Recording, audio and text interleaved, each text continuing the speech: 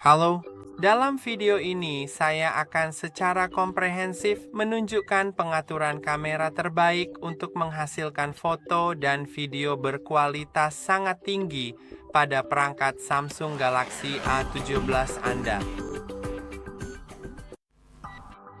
Untuk melakukannya, tentu saja cukup masuk ke aplikasi kamera, dan sekarang kita akan memiliki beberapa pengaturan. Jadi pertama, dalam mode foto, begitu karena Anda memiliki 3 lensa berbeda di sini.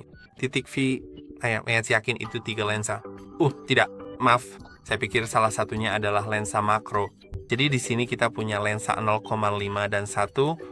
Jadi ini adalah 2 lensa yang berbeda. Dan pada lensa 1, Anda sebenarnya bisa klik pada tulisan 12M di bagian atas yang menunjukkan 12 megapiksel, dan Anda bisa klik untuk beralih ke 50 megapiksel.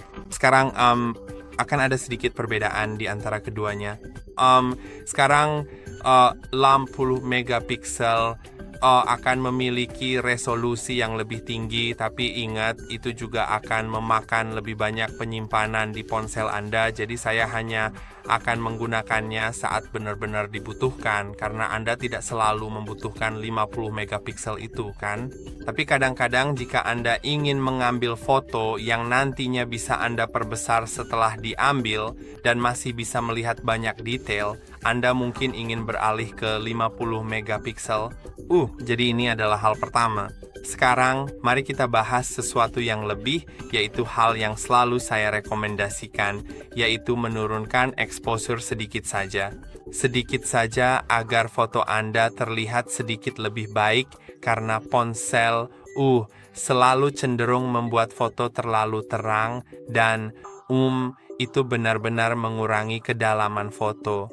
Itu membuatnya terlihat sedikit lebih datar. Jadi jika Anda tidak ingin foto Anda terlihat datar, Anda bisa menurunkan exposure dengan cara cukup mengetuk elemen yang paling penting di foto atau mengetuknya lalu menurunkannya menggunakan ikon matahari kecil ini.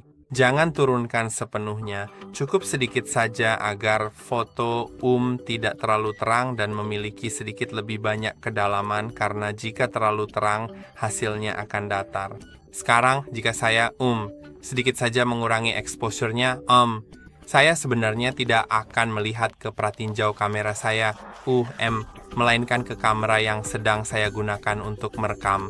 Sebaliknya, saya akan melihat langsung ke ponsel, karena itu akan memberikan hasil yang lebih baik. Ini hanya sedikit diturunkan, dan sekarang kita akan lihat fotonya. Menurut saya, hasilnya jauh lebih baik daripada jika saya tidak melakukan apa yang saya lakukan tadi. Jadi, menurut saya fotonya juga jadi lebih hidup warnanya. Sekarang, hal berikutnya ada di tombol di bagian atas sini.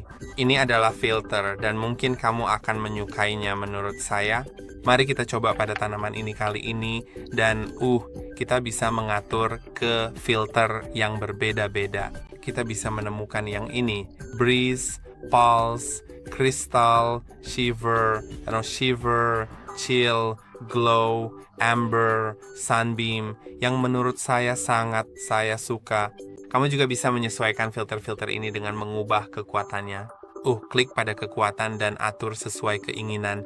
Suhu warna juga bisa diatur agar sedikit lebih hangat atau sedikit lebih dingin. Kontrasnya bisa diubah, dan saturasinya juga. Saya rasa saya akan menaikkan saturasinya ke tingkat itu.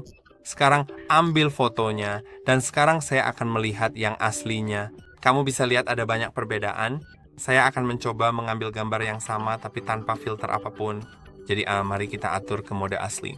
Dan sekarang saya rasa foto kedua itu, maksud saya yang pertama dengan filter, terlihat lebih menonjol.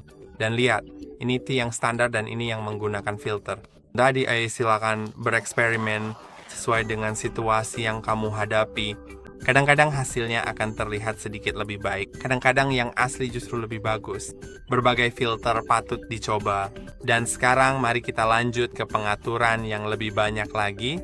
Di sini ketika kamu klik pada 4 titik, kamu bisa klik pada tanda plus minus ini, dan ini juga memungkinkan kamu mengubah exposure seluruh foto tanpa harus mengklik sesuatu yang lain. Kadang-kadang hasilnya memang akan lebih baik, tergantung pada momennya. Dan kadang-kadang kamu perlu meningkatkan exposure. Jika kamu misalnya mengambil foto di malam hari, atau jika kamu menginginkan tampilan datar itu untuk alasan apapun, kamu mungkin akan melihat saat menggunakannya bahwa kadang-kadang itu menjadi berguna. Sekarang mari kita lanjut sedikit lagi. Ada pengaturan ini 3:4, dan kamu bisa lihat sekarang rasio aspek saya adalah 3:4.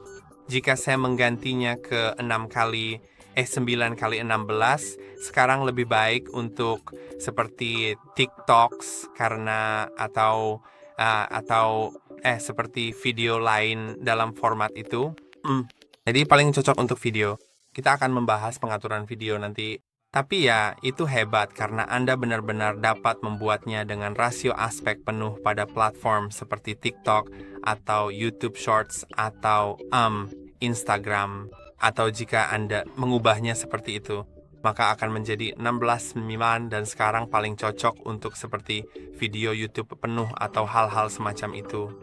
Anda juga bisa mengaturnya ke 1:1 untuk foto Instagram, karena foto Instagram biasanya berbentuk persegi atau penuh, dan itu akan menjadi layar penuh di ponsel. Sekarang mari kita lanjut ke tombol ini. Di sini Anda dapat menyesuaikan wajah Anda, detail wajah, jika Anda mau, dan saya akan mencoba mengalihkan kamera ke kamera depan. Anda mungkin tidak akan melihat banyak, tetapi jika saya mengklik wajah, saya dapat membuat wajah saya sedikit lebih halus. Aku juga bisa mengubah warna kulitku, mengubah garis rahangku, dan mengubah bentuk mataku. Pada dasarnya ukuran mata, jadi ya. Sekarang mari kita lanjut ke beberapa fitur lagi, dan sebenarnya fitur-fitur itu ada di sini di pengaturan jika Anda mengklik ikon roda gigi setelah mengklik 4 titik. Dan yang pertama adalah Scene Optimizer. Fitur ini menggunakan kecerdasan buatan untuk secara otomatis mengoptimalkan warna dan kontras pada foto Anda, dan menurut saya ini benar-benar sangat bagus. Sekarang, fitur lainnya adalah High Efficiency Pictures. Saya sarankan untuk mengaktifkan fitur ini karena dapat mengurangi ruang yang digunakan foto Anda di penyimpanan, sehingga Anda bisa mengambil lebih banyak foto tanpa membuat memori ponsel Anda cepat penuh. Sekarang juga ada fitur serupa untuk High Efficiency Videos. Fitur ini juga akan menghemat ruang di ponsel Anda, dan ada juga stabilisasi video. Ini adalah fitur yang sangat bagus di ponsel ini, di Samsung Galaxy A17. Ini adalah fitur baru di mana stabilisasinya sudah optik sekarang untuk Samsung yang lebih lama seperti Samsung A16. Fitur ini belum tersedia, jadi video yang diambil mungkin terlihat sangat goyang. Karena seperti yang Anda tahu, tangan Anda biasanya tidak terlalu stabil, dan itu terlihat jelas. Dengan stabilisasi video optik, hasilnya jauh lebih baik. Sekarang auto HDR adalah hal terakhir di sini menurut saya. Bukan yang terakhir juga, tapi ini juga seperti yang tertulis di deskripsinya di sini, membuat foto Anda lebih menonjol. Ya, itu memang benar-benar nyata. Fitur ini membuat foto Anda lebih menonjol dengan menangkap lebih banyak detail di area gelap dan terang. Jika Anda bertanya-tanya bagaimana cara kerja HDR, sebenarnya fitur ini mengambil beberapa foto dengan exposure berbeda secara bersamaan, lalu menggabungkannya sehingga hasilnya memiliki lebih banyak detail. Anda tahu area yang gelap tidak terlalu gelap, area yang terang juga tidak terlalu terang. Jadi ada lebih banyak detail. Sekarang untuk composition guide, saya sangat menyarankan untuk mengaktifkannya karena fitur ini memungkinkan dan Anda bisa mengaturnya ke garis kisi dan level, hanya garis kisi atau hanya level, dan ini membuat Anda saya akan tunjukkan itu sebentar lagi. Fitur ini memungkinkan Anda membuat gambar Anda sedikit lebih lurus. Jika Anda menginginkan perspektif yang lurus, tampilan yang lurus, maka akan lebih mudah dengan garis kisi dan level. Anda bisa lihat saya punya level di sini dan sekarang saya dalam posisi level. Jadi ya, begitulah cara kerjanya. Dan sekarang mari kita beralih ke video. Jadi kita sudah melihat pengaturan video di menu pengaturan itu sendiri. Seperti setelah mengklik 4 titik dan pengaturan. Kita juga sudah melihat rasio aspek, exposure, dan juga filter. Lalu ada satu hal lagi di video yang layak dicoba, yaitu di pojok kanan atas sini. Anda sebenarnya bisa mengubah ukurannya ke Full HD atau HD. HD akan menghemat ruang, tapi resolusinya akan lebih rendah. Jadi jika Anda ingin resolusi yang lebih tinggi, Anda bisa mengaturnya ke Full HD. Dan sekarang mari kita masuk ke bagian terakhir dari video ini, yang ada di bagian lainnya di sini. Jika Anda ingin mengambil video malam, foto malam, jauh lebih baik untuk mengaturnya ke mode malam, karena ponsel Anda akan menyesuaikan untuk menangkap lebih banyak cahaya di malam hari. Makro adalah fitur yang memungkinkan Anda mengambil gambar dari jarak 1 hingga 2 inci dari objek, dan saya akan menunjukkan cara kerjanya. Sekarang saya sedang dalam mode makro, dan Anda bisa lihat saat saya sangat dekat dengan objek, hasilnya terlihat bagus, bukan? Ketika saya menjauh, gambarnya menjadi sangat buram. Tapi saat saya dekat, gambarnya tajam, dan ketika saya keluar dari mode makro, gambarnya akan buram jika objeknya dekat. Jadi, untuk objek yang dekat sangat baik untuk mengaktifkan mode makro. Mode ini menggunakan lensa yang berbeda dengan rentang fokus yang berbeda pula. Sekarang, untuk video Anda juga bisa menggunakan slow motion dan hyperlapse. Ada video tentang itu di channel ini. Ada video tentang kedua mode ini, dan Anda bisa belajar cara menggunakannya. Sekarang, ada mode Pro yang juga sudah dibahas di sebuah video.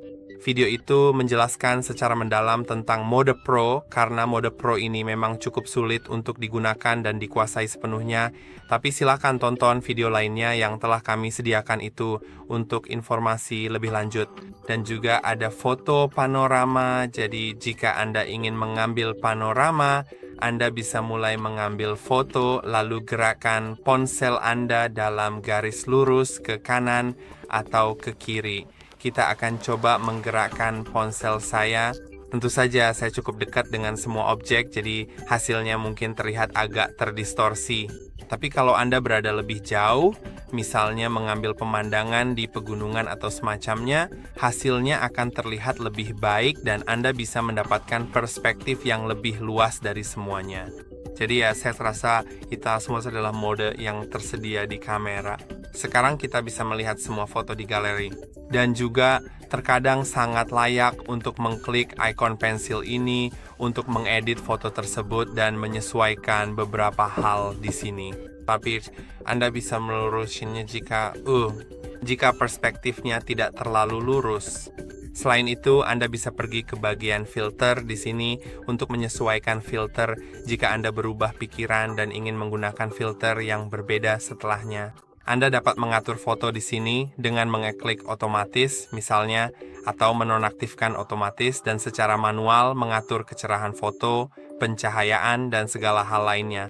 Anda juga bisa menggambar pada gambar tetapi tidak untuk mengambil foto berkualitas tinggi. Itu hanya untuk bersenang-senang. Atau jika Anda ingin menyorot sesuatu pada dokumen atau semacamnya. Dan ada juga seperti hal-hal yang berbeda seperti spot color. Dan sekarang Anda dapat mengetuk pada apa yang ingin Anda tampilkan dalam warna dan semua hal lainnya akan menjadi hitam dan putih. Saya akan membatalkannya dan saya akan kembali lagi ke spot color. Dan ya, Anda bisa lihat seperti pada dasarnya hanya ada satu warna di foto itu, tetapi jika saya mau, saya bisa menaruh beberapa benda berwarna dan yang lainnya tidak. Jadi saya pikir itu ide yang sangat-sangat bagus. Dan ini pada dasarnya semua yang ingin saya tunjukkan kepada Anda. Saya harap video ini bermanfaat. Jangan lupa untuk like dan subscribe, dan saya akan bertemu Anda di video berikutnya.